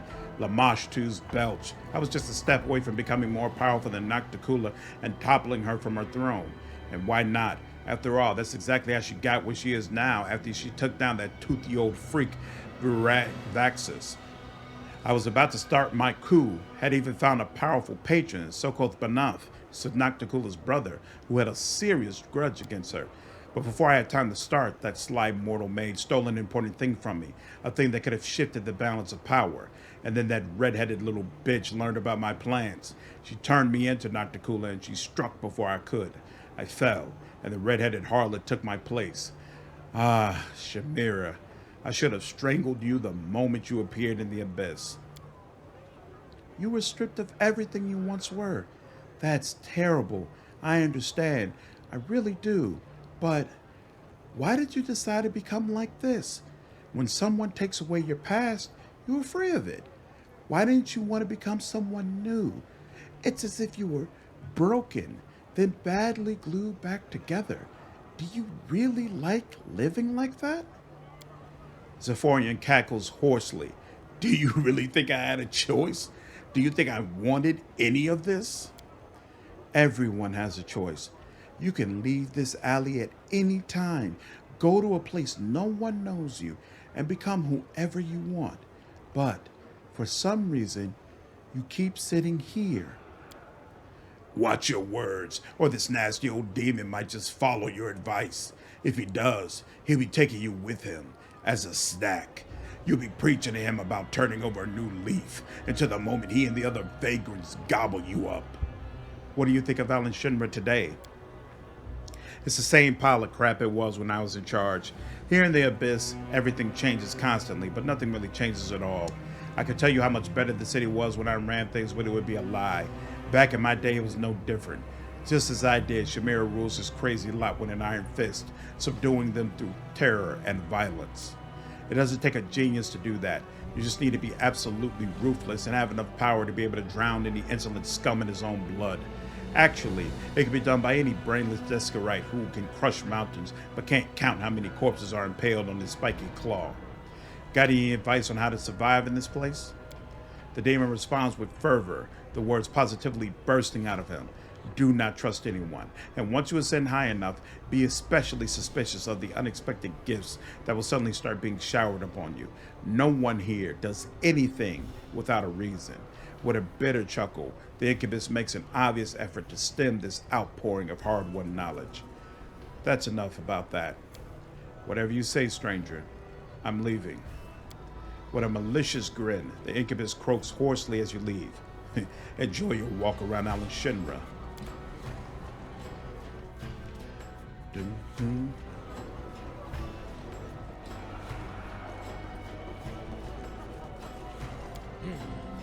This way.